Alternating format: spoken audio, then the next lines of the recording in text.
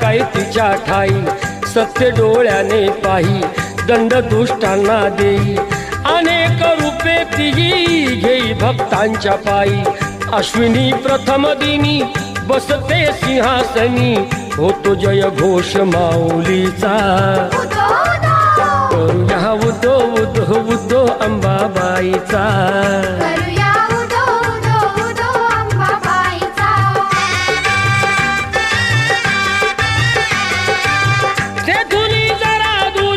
स्वामीजी गगनगिरी, अंश तो परमेश्वरी, भक्ती दत्ताची खरी,